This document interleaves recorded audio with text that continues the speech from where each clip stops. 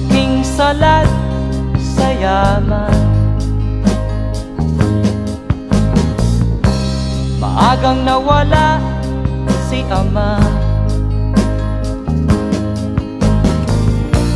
Ang ina ko na may